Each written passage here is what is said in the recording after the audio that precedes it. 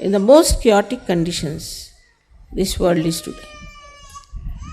So at that time, a kind of a silence will come within you. When there will be any such crisis, immediately you will become extremely silent. But this is again a state I am telling. So now, if there is something that makes you upset or makes you unhappy, try to reach that point, that axis, which is just silence. And this silence will make you really powerful. Because this silence is not only yours. When you are in that silence, you are in the silence of the cosmos. Silence of the cosmos. And the silence of the cosmos works for you. You are in connection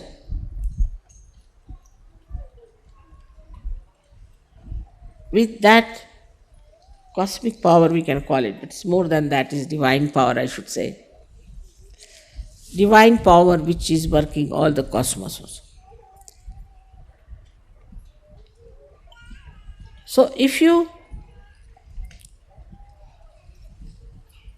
just become silent within yourself, know that you are sitting in the kingdom of God.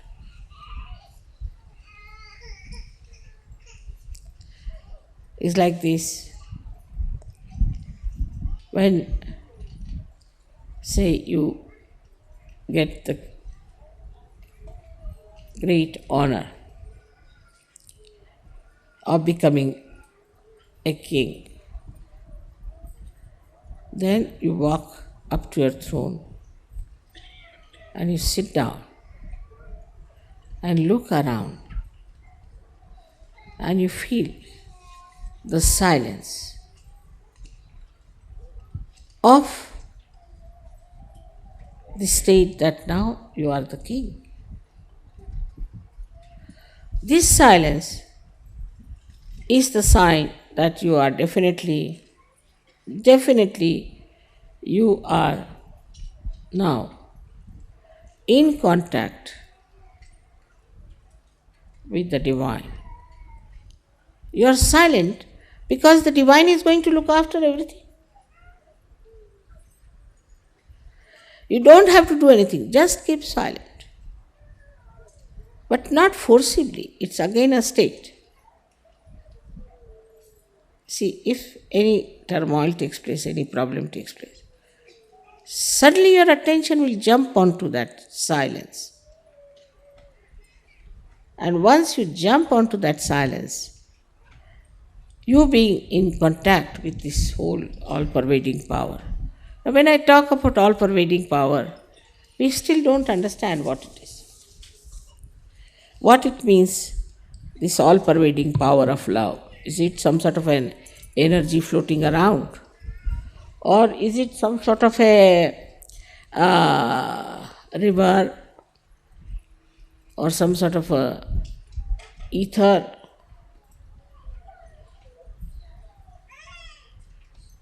It is the complete, the totality of reality. Complete totality of reality is this all-pervading power. Other things are unreal. And the reality is so efficient.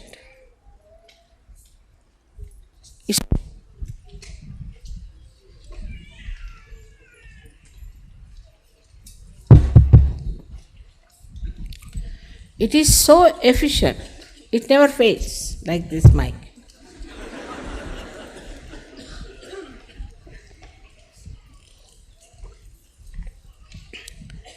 It's such a tremendous,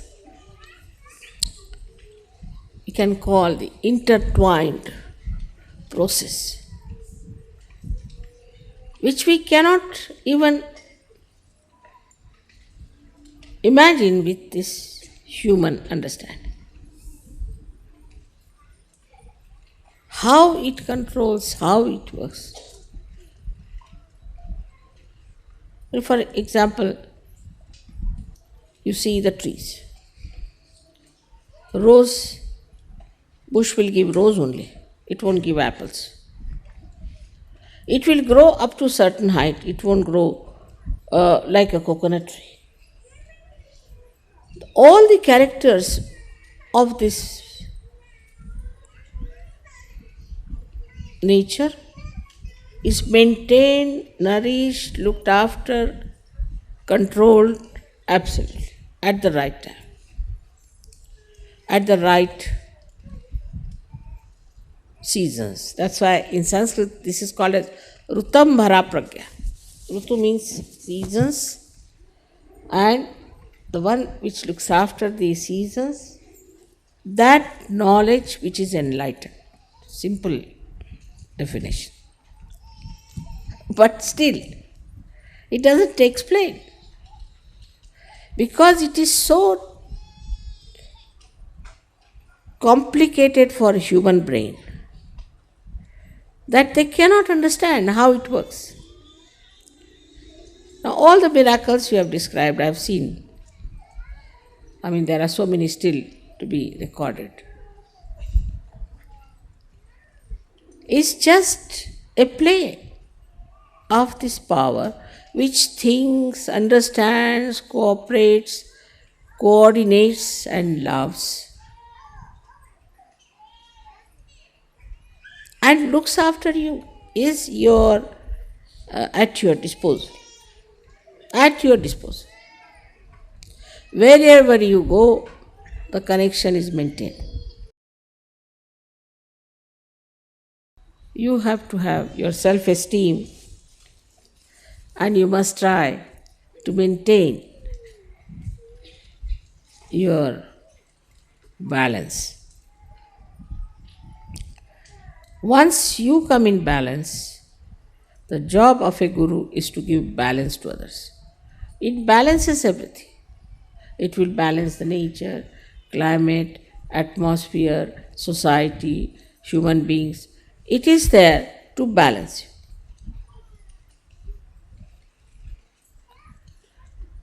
And that balance comes from the guru principle which balances you. If you have guru principle in you, you get into balance automatically. Automatically you become a balanced personality. Nobody has to tell you now you balance. You are balanced. So now, how do we develop that balance?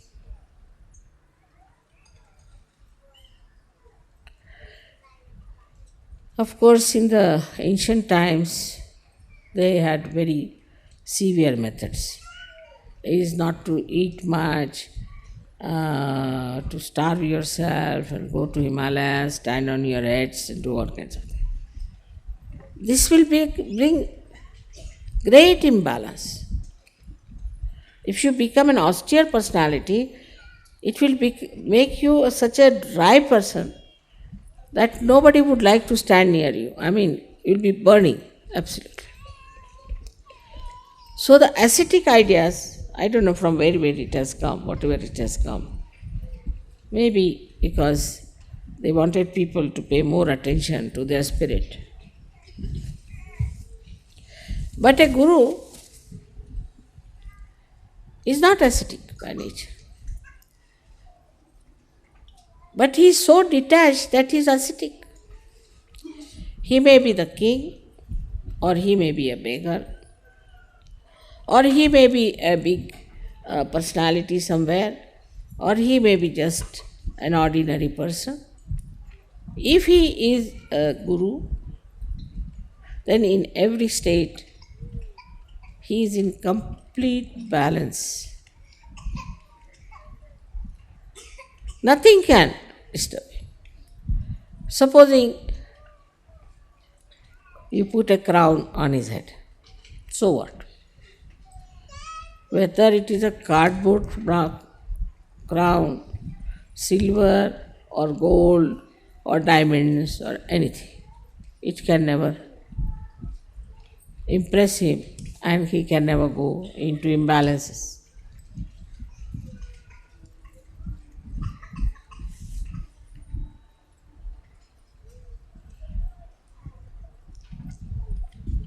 Food, for example.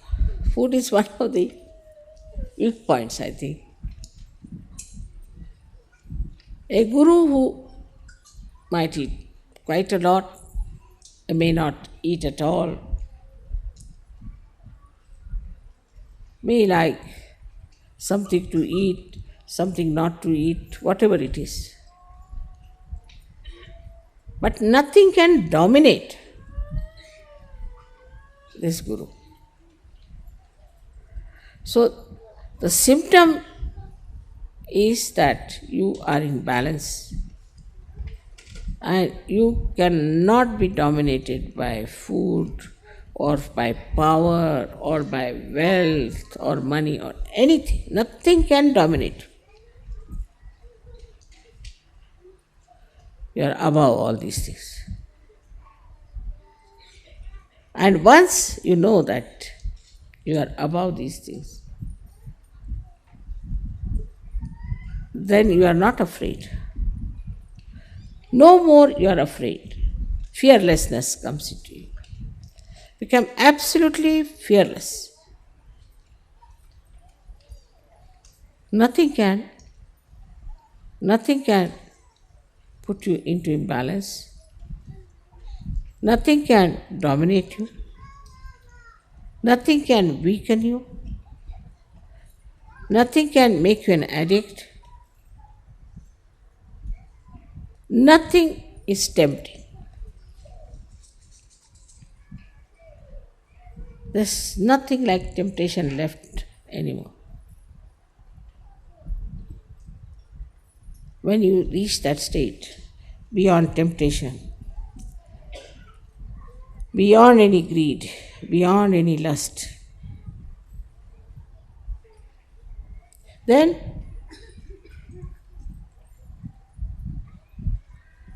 there is no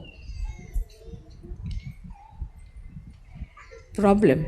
Nothing can really bring you down.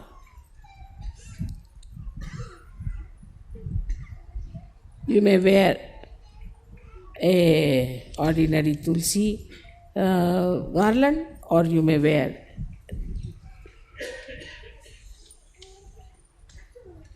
pearls or diamonds or anything. That doesn't touch you. But you don't run away from anything.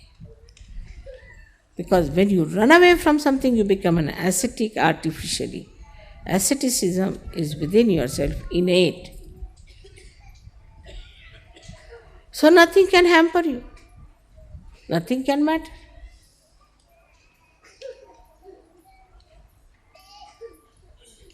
That state we have to see. But mostly what happens with people? They'll say, Mother, I don't think I am a guru. I said, why? Because what symptom you told me, all they are there. I still want to eat this food. I still this thing. You are going the other way now.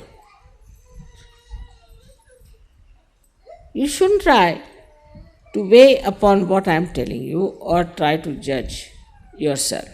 Don't judge. You just gradually rise, appreciate yourself.